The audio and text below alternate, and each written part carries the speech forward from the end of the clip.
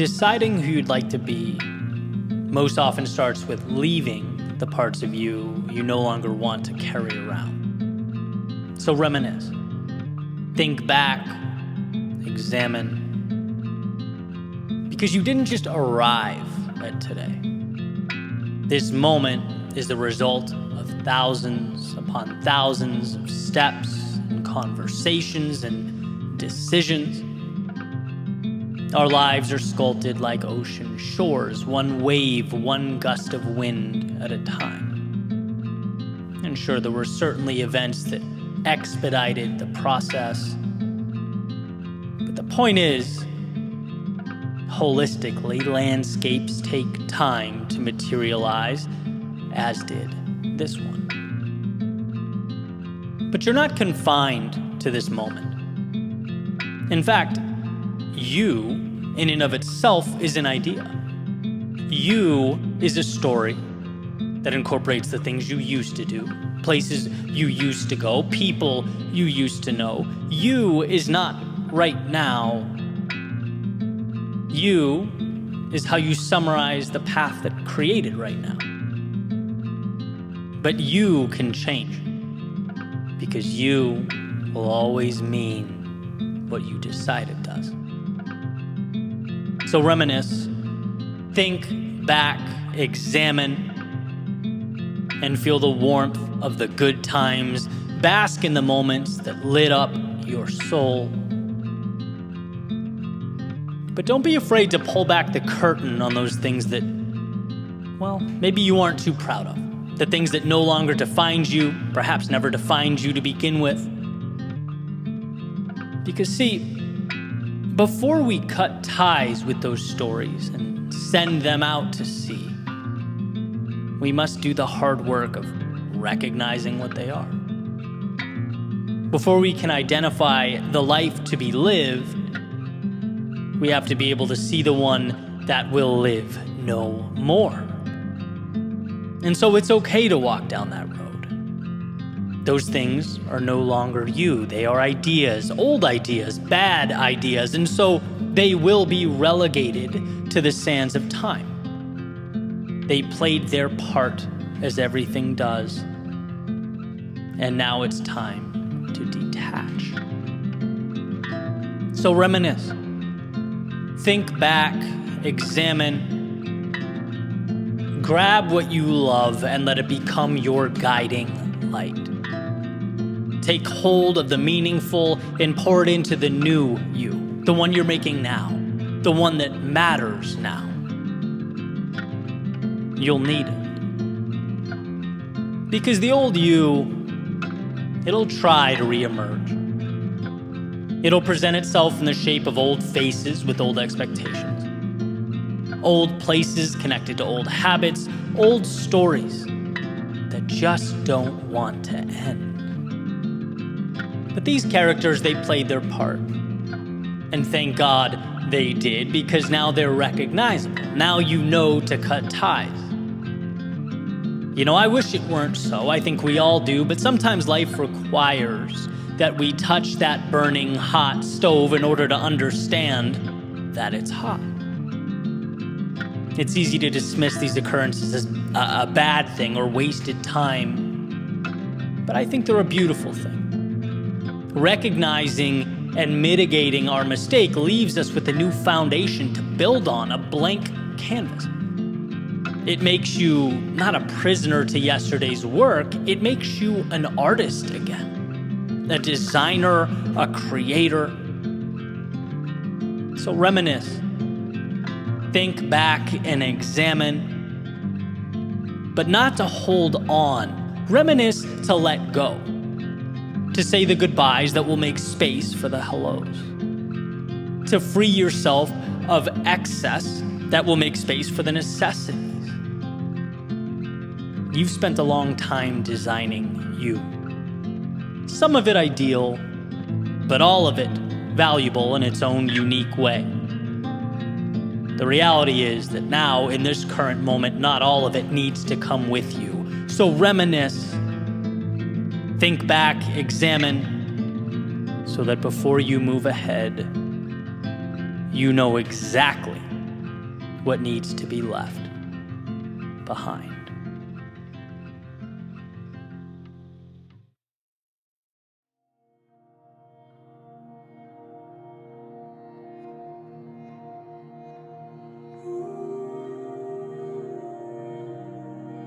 That thing that gives you butterflies, that lights you up, that world you see when you close your eyes, chase that with all of your soul. Chase it.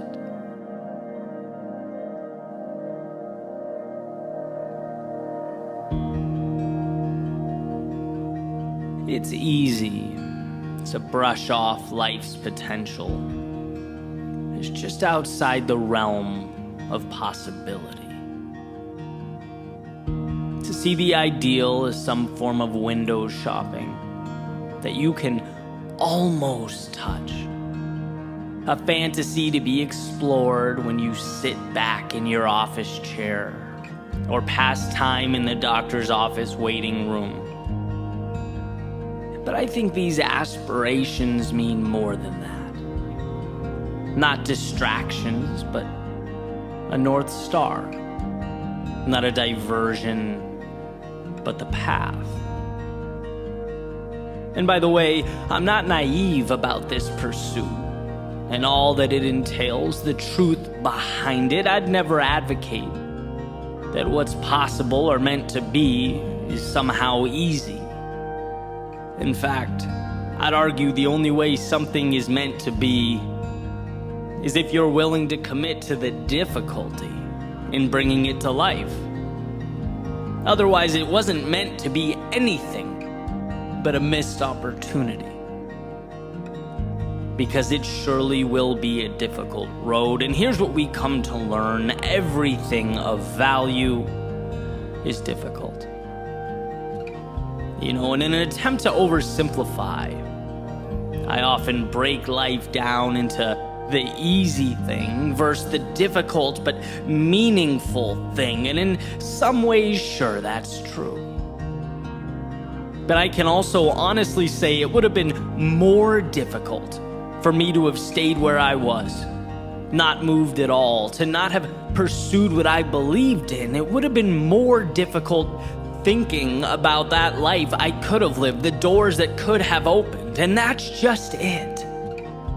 Life is about choosing your difficult. The difficult you seek out intentionally, or the difficult you come and let take control, render you helpless. And I think when we find ourselves in routines, or we've built for ourselves a world, we know we don't want to live in anymore, or we've outgrown, it's not that the current is real and the future is not. It's that we, somewhere along the way, decided to face the wrong opponent. Some adversaries make us stronger. They force us to be more, to grow. Other adversaries or opponents, they sit back and they let us defeat ourselves, and that's what we don't want. See, when the world knocks you down, you get to rise again. Wiser, tougher, stronger. But when you keep yourself down, well, there's nothing to be gained from that. Those two opponents, they are not the same. I reference my speaking career because for me, it's where that transformation is most evident. It's where it all began. My opponent was very much me. Avoiding opportunities, hiding from failure. I didn't give life a chance to knock me down. And so it didn't. How could it? I'd already placed myself in chains. And because of that, guess what? I stayed the same. I couldn't evolve. My ideal future was an idea that would briefly entertain me from time to time and move right on. It wasn't until I found the courage to switch my opponents. From myself to the world, I let life humble me. I gave talks where I was nervous and had cold feet, keynotes where my delivery was mediocre at best, where I barely got by. But with these battles came metaphorical riches, came that trust that had to be manufactured, that confidence that had to be earned. When I got out of my own way, I was able to let the trials and tribulations of life create a new foundation for me to stand on, to redefine reality. And the good news is that anyone can do that. Anyone can ask that question. Is something external in my way right now that I need to figure out, that I need to solve? Or am I in my own way? Am I not even giving myself a shot? Have I settled for right now as truth?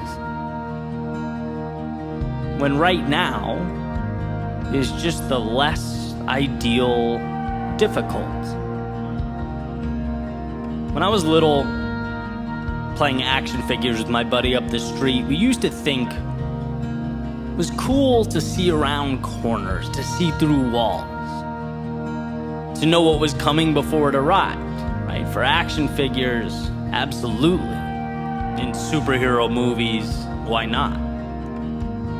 But in the journey through life, you don't need to see around corners. In fact, it's counterproductive because it is the interaction with the unknown that matters. It's adjusting amidst life's uncertainty that comes to make you who you are, transforms you and your reality. As far as I'm concerned, the only way to lose is to remain behind that corner, peering out every now and then, hoping to get some kind of advantage or shortcut, willing to let life pass you by while you wait for the stars to align, thinking that that vision of an ideal life will stroll along the sidewalk, see you and reach out a hand. That wait will be a long one, unproductive and difficult, more difficult than trusting yourself to face whatever lurks around that corner. So remember that who you are is built, and every time you do something a little bit scary or unsettling, every time you wander a step or two outside of your comfort zone, the reward is not just the short-term triumph you feel as you leapfrog that obstacle and carry on. No, you are investing in a new you, a new reality. You're investing in something changing before your very eyes, putting a little marble in a jar that is your potential, and you can't see it, not now. No one's going to announce it to you. You might not even realize or understand until you look back years down the road. But those little acts of courage, they matter more than you know. They're not trivial, and they are certainly not insignificant. When that movie plays in your head, and you think to yourself, I wish, or if only, and the delta between that image and the reality on the ground disappoints you, gives you a little knot in your stomach or dissatisfaction that floats around in your thoughts, remember that that feeling is transferable. That difficult can be exchanged for one that actually changes things. You can get off the merry-go-round and towards a new North Star. Difficult, yes, but we've seen the goal is not to avoid difficult. It's to pick the difficult that will transform your life. It's to find meaning in a world that, if you do not pay attention, will paint your landscape with routine and obligation. And today can certainly be a continuation of that script. A box that's checked, a calendar square with an X. Or it can be the beginning of something that gives you butterflies. that lights you up, that brings you one step closer to the world you see when you close your eyes.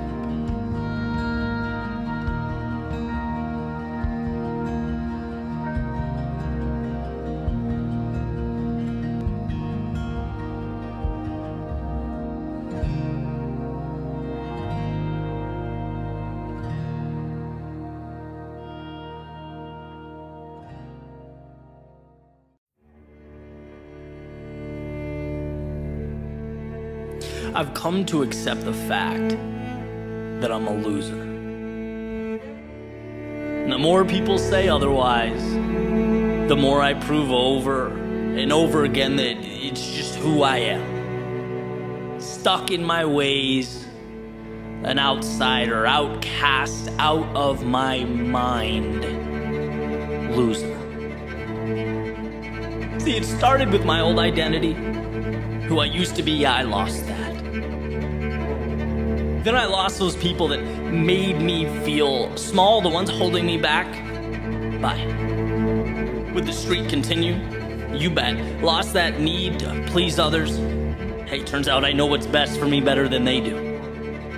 Lost the things being done out of obligation and not purpose. Lost the wrong metrics I was using to measure success. Gone. Lost my way so that I might find something better. That was hard. Thought I might lose my mind, but I found it. Just lost my old way of thinking, and hey, that's a win. Lost yesterday, found tomorrow. Lost scarcity, but found abundance. I lost too the people who were more talented, better skilled, the ones who outclassed me, fine. Showed me what it took to win. I lost my heart a few times, that sucked, but it looks like it still works, so we're good. I lost my purpose, followed the shiny objects instead of the things that matter, but sometimes seeing what doesn't shine puts a spotlight on what does. Keeps me swinging from star to star, and hey, I like it up there. I lose my discipline from time to time, but hey, regret hurts more, so I force myself to find it. As I write this out, speak it into existence, I'm losing track of time, all is forgotten. But I think that's how it should be. I hope I lose more tomorrow. Yeah, I lose a lot. Thank God.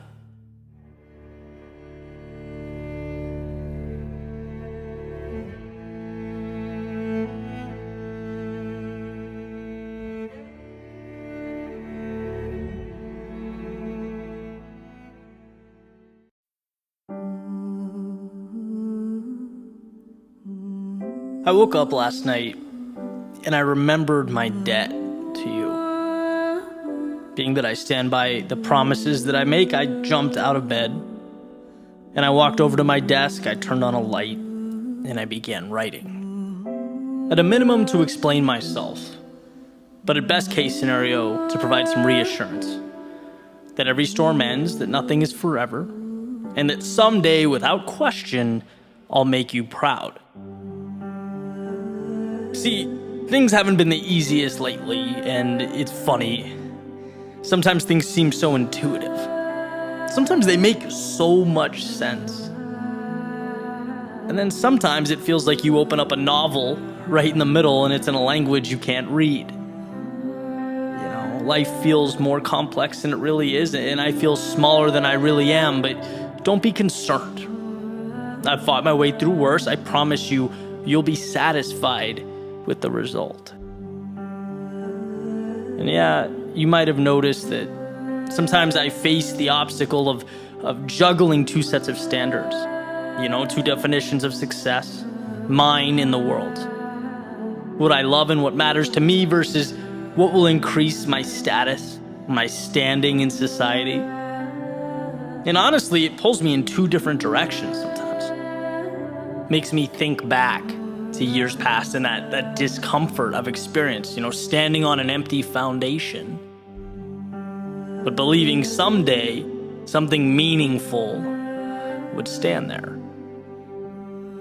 Realizing that when you put your head down and when you block out the noise, you can finally hear the most powerful voice of all, your own. That's why you take L's in the short term, to acquire meaning in the long term. I've found that courage before, and I'll find it again any second now. don't you worry. And sure, you might have seen that every once in a while I forget about life's abundance. I just do. I know it's true, but it feels sometimes like the world pushes me to forget. I start comparing myself to other people, and I start thinking about what I could lose, what people might say, about what could go wrong. And it's like, sure, I know I'm the gatekeeper to my own mind. I understand that. In fact, I cherish the idea. But I guess sometimes doubt catches that gatekeeper napping and slips through. I always catch him eventually, though. I've had doubts before, and really all I did was keep moving by them. Kind of like that time I went snorkeling in Key Largo. You had to make your way through this jellyfish field to see an underwater statue. My first thought was, this is crazy. But then you move in and you realize they just exist. They don't have control or an agenda. And if you find the courage, they become meaningless. You can float right by them. So don't worry, I'll swim through and you'll see me on the other end. And I will catch that view. Not for Facebook or for Instagram. Because in a way I owe it to myself and I owe it to you. I didn't make these promises to run when things got challenging. I made them because they meant something. And yeah, from the outside in, things are not perfect. I get that. I understand. But if you just hang tight, if you just remember that I've been there before, I've climbed out, I've come back. In fact, the deeper the valley and the darker the night, the clearer the answer always becomes when I emerge. And it may be a journey, but however long it takes, I've gotten there. And I have to admit, yeah, it feels funny writing a letter to myself, but I need you now more than ever.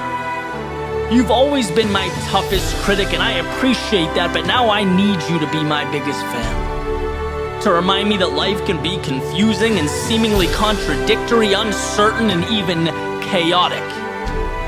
But that doesn't mean I'm not right where I need to be, right where we need to be. And if you'll just believe in me, if you'll hop along for this ride, you'll see that as sure as I'm sitting here writing to you now, I will make you proud.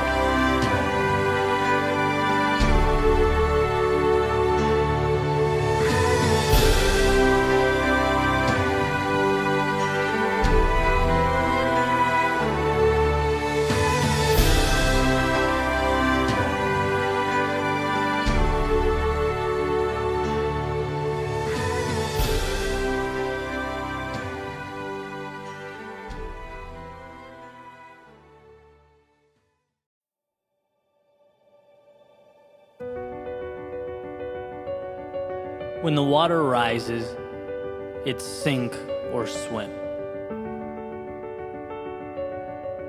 We pick up certain truths as we make our way through life. Realizations, little awakenings, patterns that allow us to map the things around us so that we can navigate this crazy place.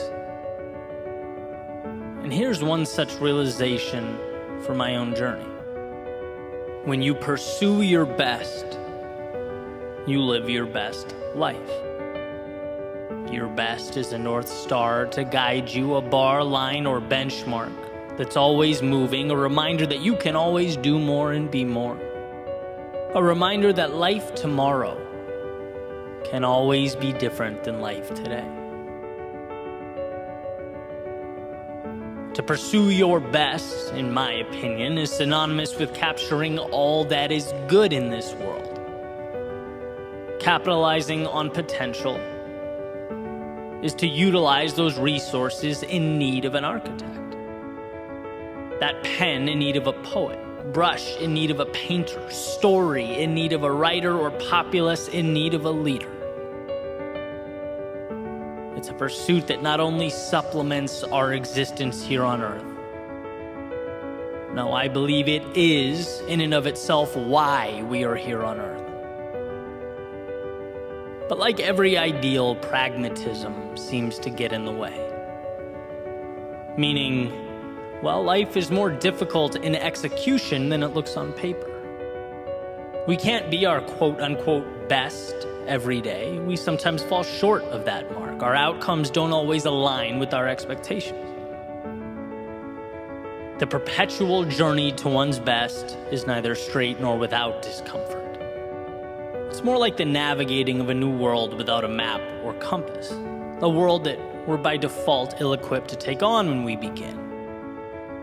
And I believe that 99% of success is reliant upon the willingness to move into that great unknown and allowing adversity to shape us. But that remaining 1% is a little bit different. That 1% is when we see what we've never seen, do what we've never done. It's uncovering our best in those moments we feel our worst. Climbing the highest when we're at our lowest. When the water rises, it's finding a way to swim. See, the majority of life calls for tiny adjustments. It's observing and learning and moving on. But rarely do we talk about the darkest moments, when we feel as though we are up to our neck in the trials and tribulations of life. When the world doesn't relay messages of hope or prosperity. No, the only incoming message is despair. You're essentially David looking up at Goliath. Perhaps a Goliath of your making. Perhaps not, but a Goliath nonetheless. So why here? Why are these dark moments different than the 99%? Why is a stage provided at the very time when the limelight feels further out of reach than it ever has? Because this moment is when you prove to yourself who you are. You think you've dug deep in the past? You think you've given your all back then? No, you have no idea what you're capable of. The world provides a stage in our darkest moments so that you can pull back the curtains and illuminate your strength. It floods your world with adversity so that you can trust yourself to navigate the waters. And if you can find a way here, when the walls are closing, clock is ticking, and water is rising, what can't you do? Have you ever asked yourself that question?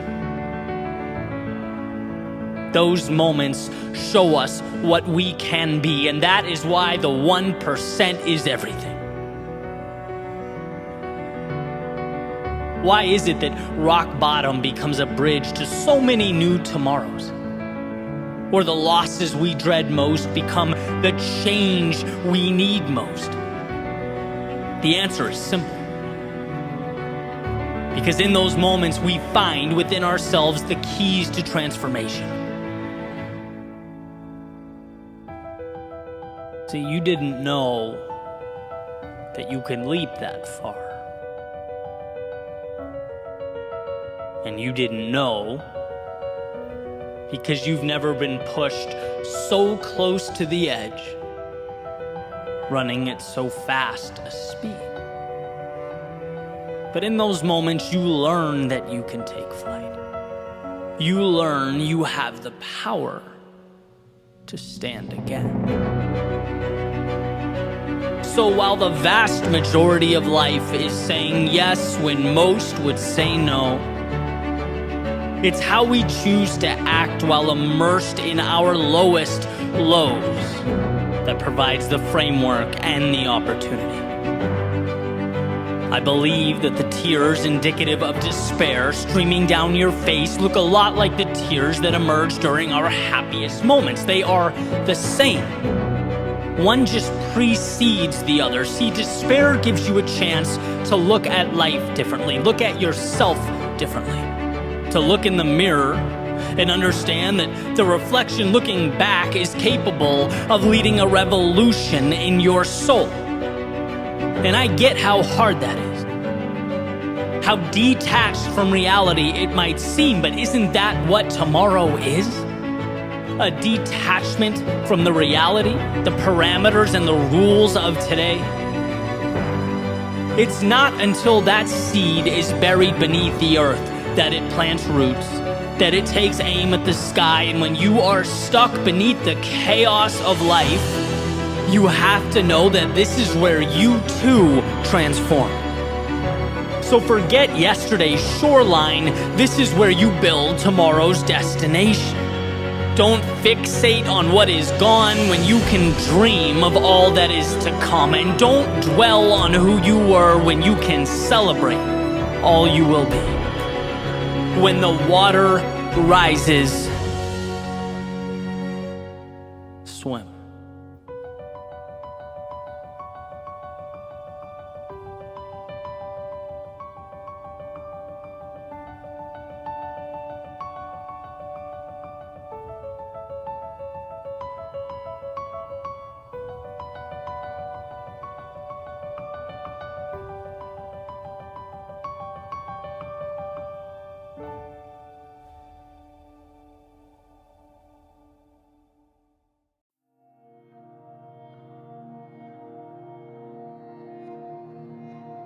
What if the so-called detours in our lives weren't detours at all? What if they were the way? And all that time spent worrying, analyzing, critiquing was nothing more than an inability to realize the perfection of the moment. The greatness that, completely oblivious to us, we've stumbled upon.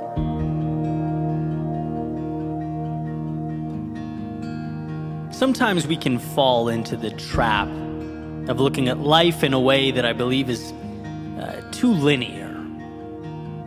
And I certainly think we benefit from simplicity for a variety of reasons. Clarity, the ability to make something repeatable, the gift of focus. But here's the thing, truth is so rarely black and white. And that begs the question, well, what do we make of all that nuance and detail, all that other stuff? The surprises, twists, turns, mistakes, sudden goodbyes, unexpected hellos, the cutting away and the taking on. Because life is messy, unpredictable. And our greatest lessons seem to come from places we least expect them to. Our most memorable moments are often somehow dropped into our laps. It's the whole John Lennon notion that life is what happens while you're busy making other plans, right?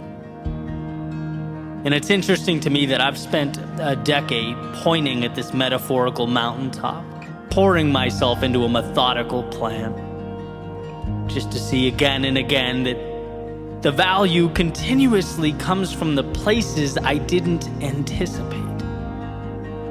Where if I kept my eyes closed or even blinked for a second, I might have missed it. Seems like the important things often dress themselves up as mistakes, problems, setbacks, and detours. So why bring all this up? Well, in case you're like me, and you have that tendency from time to time to beat yourself up for the times you fell short, let yourself down, the times you swung and missed. For anyone who thinks a deviation from the original path is in some way a failure, my goal is to remind you that these things, every single one of them, they all come together to make you, you. And the more days I collect, the more I realize they are not only part of the chapter, but integral to the storyline. They're the character development. See, somewhere, at some point along the way, you'll have situations that change, things that come and go, relationships that fall apart. Forever things that ended up being rather temporary. And that animal brain will tell you that, this was somehow a total loss, that your days were wasted, your time was stolen. It won't highlight for you how much you actually learned, or that point in time gave life to the next thing, which became the next, which opened the door to the next, that it was all part of this critical evolution. The thoughts you think, wisdom you now hold, none of that is ever realized without you having taken the path you took. And so I ask, was that a detour? Or was that you being exactly where you needed to be? Then there will be ideas. The ones you thought you had ironed out, nailed, hit out of the park, the plans that would change the narrative, rewrite the story. But ultimately, time just wouldn't allow them to live up to that potential. They'll fade away and leave you no choice but to pick yourself up and move on. And your pride, your emotions will absorb all that and tell you, hey, it was all for naught. Another failure, a giant L. They won't show you how learning to brush yourself off and start again is a muscle, a skill, and that being as all people fall, the ones who never learn to get back up are at a tremendous disadvantage in life. They won't explain that you're more courageous now than you've ever been up to this point in time, that depersonalizing our miscalculations and carrying on, well, it won't just help you succeed, it will be the reason you do, the X factor, the wind beneath your outstretched wings. And so I ask, were those miscalculations detours? Or were they the wisdom that you needed more than anything else? And then, of course, there will be the times you just don't know. Perhaps these are the hardest, stuck, unsure. And it's bad enough that you have no idea. But then you look around and it always seems like everyone else has it all figured out. Everyone else has it down. At least that's the message, our brains like to create. You're alone in this. This is all you. It doesn't tell you that in reality, no one knows exactly where they're going or what they're doing. And the ones who think they do are very often redirected, and for good reason, as is the entire point of this message. Right? It doesn't tell you that you don't find yourself until you get lost. That life is not some predetermined checklist or series of qualifications, it's an adventure where some corners are turned only for you to realize that the contents just around the bend aren't what you wanted. And some bridges are crossed only for you to see that maybe you were wrong about what you thought was important. And that, contrary to how you might originally feel, is a beautiful thing. The times you're unsure remind you to keep your eyes open, to enjoy what's around you, capture the value, explore the vastness of a world that will eventually offer up all the pieces required to build what you need. And so I ask, was being unsure a detour? Or the necessary starting point to live a life true to yourself? Perhaps we've been looking at this whole thing the wrong way, a little too black and white. What if what we need to do is, while in pursuit of whatever it is we're pursuing, give ourselves a little more love, a little more understanding, because one cannot be their own greatest critic if they forget to also be their own biggest fan. The two are inextricably linked, making it not okay to be so caught up in the former that one forgets the latter. Life is messy. So forgive yourself when your plans, from time to time, mimic the pulse of the very world we are trying so desperately to navigate. Be there for yourself. Because every step is important, every moment matters. And again, I ask, what if the so-called detours in our lives weren't detours at all?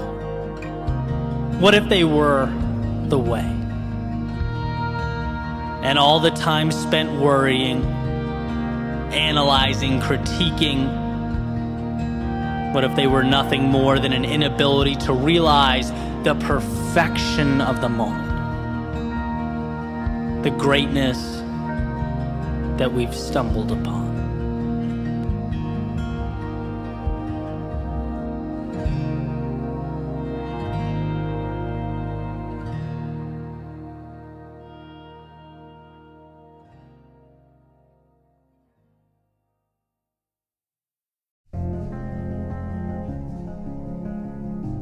Sometimes it's what we don't say that echoes the loudest.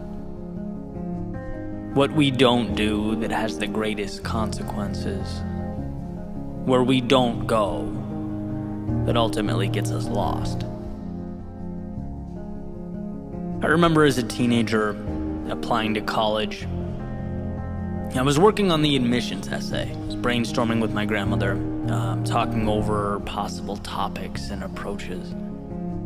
And she read me this quote that's sometimes attributed to Mark Twain, but that's beside the point. The quote states, 20 years from now, you'll be more disappointed by the things you didn't do than by the ones you did do.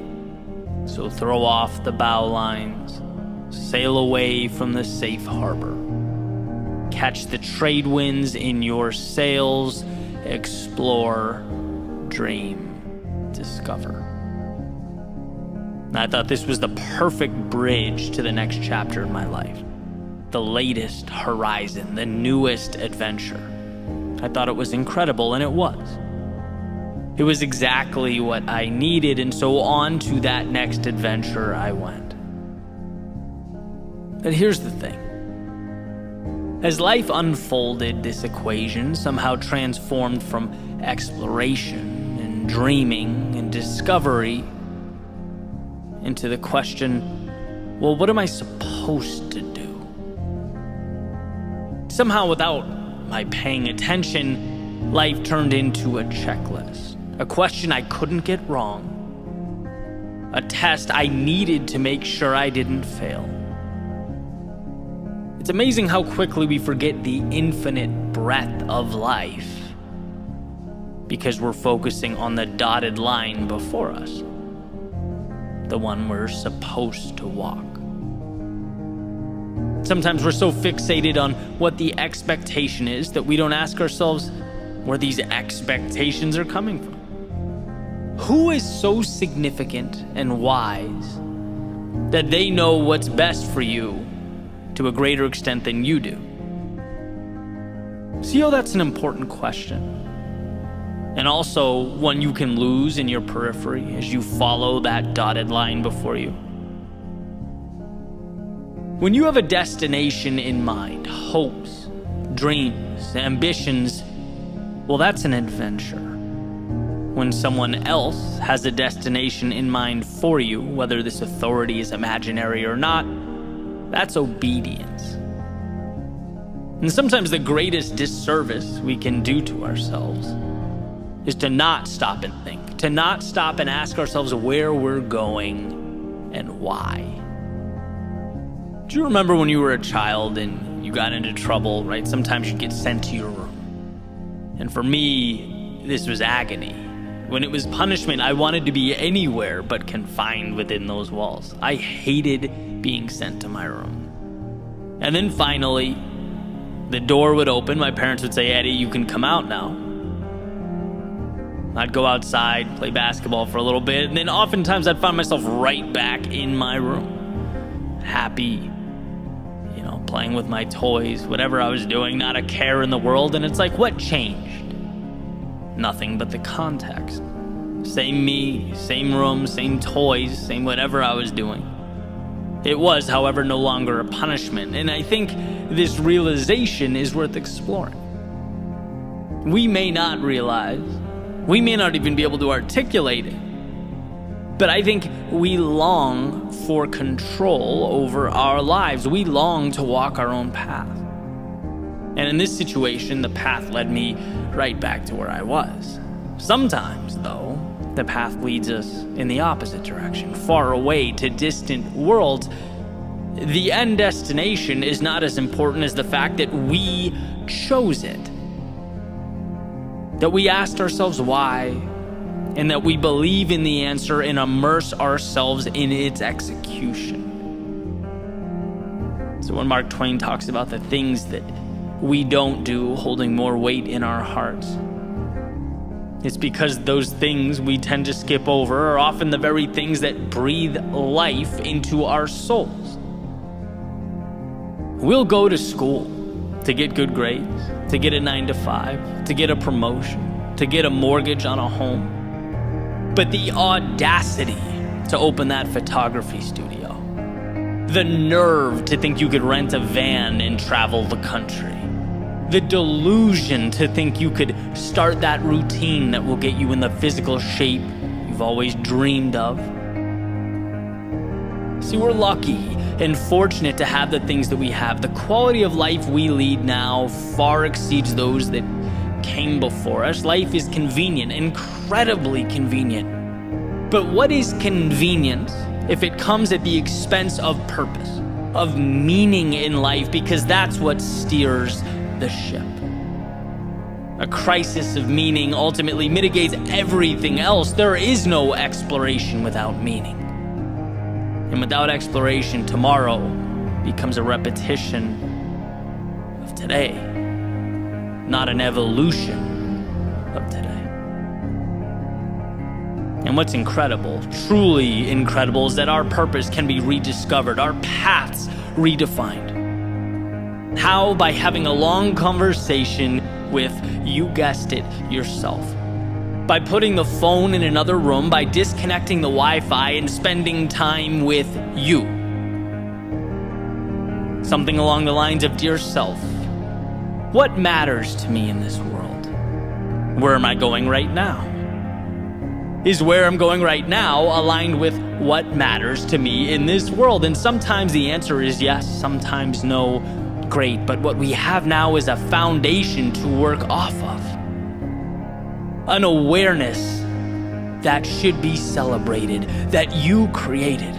It's so easy to walk through life and never have that conversation. It's so easy to sleepwalk to the tune of someone else's song, the beat of other people's drums. But when you open your eyes, you see the correlation between your thoughts and your actions and your reality. You realize that when you wake up, that tendency to ask yourself what you have to do today, to reflect on your problems, those questions you assumed were normal, that you never gave much thought to. Well, now you'll see you can dismantle that notion. Now you'll see that if you can ask yourself what you have to do, you can just as easily ask yourself what you want to do, what you get to do, what life is inviting you to do. If you can reflect on your problems, you are just as capable of reflecting on the opportunity at your fingertips. If you can spend time dwelling on whether you're walking the obligatory dotted line that's been laid out in front of you, you're just as capable of redrawing that line and allowing it to pull you into a new dimension. Listen again, 20 years from now, you will be more disappointed by the things you didn't do than by the ones you did do. So throw off the bow lines. Sail away from the safe harbor. Catch the trade winds in your sails. Explore, dream, discover. Explore, but for you.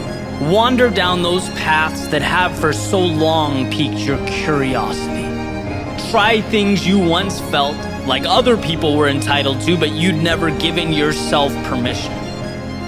Be that for yourself, because no one will come up to you and randomly give you that green light.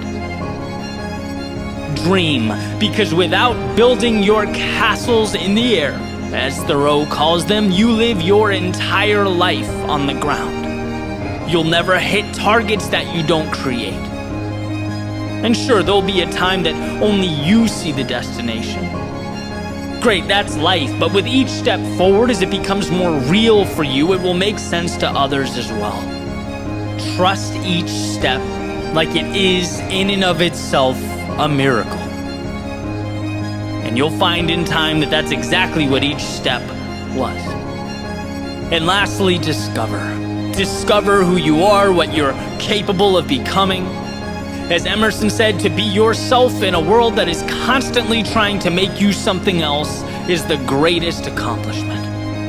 To forge your own path, build your own life, stay true to your own heart is courage.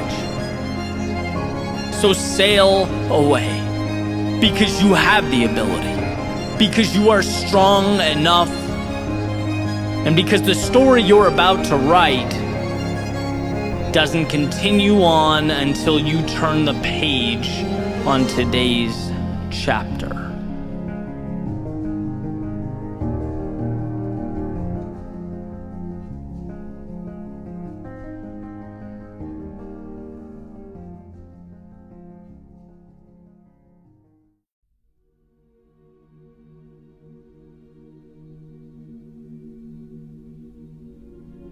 It's not about what happens to you. No one escapes adversity. No one lives free of discomfort or misfortune or struggle. No, it will always be about what you do with what happens to you. In other words, it's not the event, it's the response. Not the obstacle, but the ability to navigate around it. Not the wave, but the ability to ride its momentum to something greater. It is not what happens to you, it is what you do about what happens to you. The famous Roman emperor and Stoic philosopher Marcus Aurelius said, "You have power over your mind, not outside events. Realize this, and you will find strength." And I think this realization comes down to the fact that there is always a way. Buried underneath it all, something powerful to leverage. But getting to the value calls for a rewiring. A change in the questions that we ask. Not, how could this happen to me? But, how can I be better tomorrow than I am now because of what happened to me? Not, can I still be that person or accomplish what I set out to? But I am that person. Now how will I adjust my path so that I get there? We're operating within a world of value, limitless opportunity.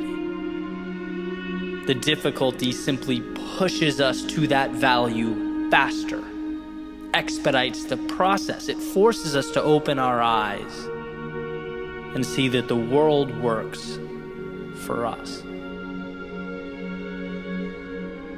So you take, for example, the fear of starting something new. That fear, it doesn't have to be an endpoint or a red light indicator. Fear doesn't mean you're not qualified or prepared or equipped. It simply lets you know that you have finally acquired the courage to step out of the safety of the only world you knew and into the turbulence of growth, onto the path of something better. And where it's easy to move away from that feeling, to turn your back on the chaos and retreat to something simpler, maybe something more predictable or contained. What if you viewed the fear as the price that we all have to pay to pull the curtain back on the best things life has to offer? Changing the question from, will I be afraid, to instead, this is important, this is meaningful, therefore it's inevitable that I will experience fear, but what will I do about it? How will I conduct myself amidst the fear? Will I continue forward? Those are the questions that contain the value. Right? I can't keep the water from rising or the walls from caving in. No, that's an inevitability where I'm going. The worthwhile road always has its adversity. But will I use that water to learn to swim? The walls to climb, to adapt and scale? What will I make of this? That's the question that becomes the difference. And sure, you could stay away. You could choose not to take the path that presents the danger and the turbulence. You could attempt to contain the world around you by simply refusing to experience it. But then, of course, you become presented with the question, why intentionally refuse to cash in a winning lottery ticket? Why diminish your gift in such a way? If it's not what you look at, it's what you see. Why see the world as an adversary? Why see yourself as less than you are? The saying goes, when you fight for your limitations, you get to keep them. You'll never exceed the person you've decided yourself to be. And yes, the world can feel intimidating. It's unknown. You in many ways can't control the characteristics that make life what it is, but you can always control you. Just like you can't control the wind, but you can adjust your sails. You can't control the tides, but you can predict and plan and execute accordingly. You control you, and that is where the power is. And of course, there's going to be times where that's hard to see, when it's not your first instinct to find the value. Take, for an example, a change, a loss, the end of a relationship, the point where people tend to feel their lowest. It hurts to have something and lose it. To have what you were once so sure about challenged, what you once believed in called into question. But this doesn't have to be a referendum on you as a human being, right? Sure, you made your mistakes, but you have the opportunity to dwell on them or to acknowledge them and ask the question, I know what I know now. How can I be better than I've ever been in my life? How can I position myself to get more of the good and less of the bad? Same idea, different context. When those walls feel like they're crumbling down, you have to know there is more on the other side, just beyond what the eye can see. And this isn't just an idea I play around with in my head. I make a concentrated effort to think this every time something goes wrong. When my first reaction is emotional, my first emotion is anger or frustration. It's like, take a breath, compose yourself, and start looking for the value. Because here's the truth, the world is not going to end today. There's going to be a time down the road when I look over my shoulder and right now is a distant memory. What will I have done with it? And it's the times that might have broken you that contain the greatest transformation. I like to say the greatest tragedies or the hardest times made me who I am today. The losses taught me that I had everything I needed. The failures showed me what I'm capable of enduring. The times I was let down taught me to depersonalize the shortcomings of others, but to simultaneously hedge against them. The times I was lost showed me we only discover or meet our potential when we leave the little day-to-day realities that we create. Why? Because we are in control. Not of the external, but the internal, and that ends up being a bridge to a reality that means something. So when you find yourself at the base of a mountain looking up, understand that there are two ways to perceive the climb. You can see it as the gravity pushing down on you, as Earth standing in your way, or as an opportunity to ascend to a version of yourself that previously not only didn't exist, but wasn't available. This is your opportunity. The same opportunity that the vast majority of the world would disregard or misinterpret. That most would feel fear of and be dissuaded by. Most would live in the stories about who they aren't and what they aren't capable of, but not you. You didn't place that mountain before you, but you sure can extract the value from it. All you have to do is decide that you're capable, and that the meaning and the value and the freedom of tomorrow means more than the discomfort of today. If you allow that for yourself, you will become truly unstoppable. Not because the path simplified or got easier, but because the traveler trusted himself to walk down it.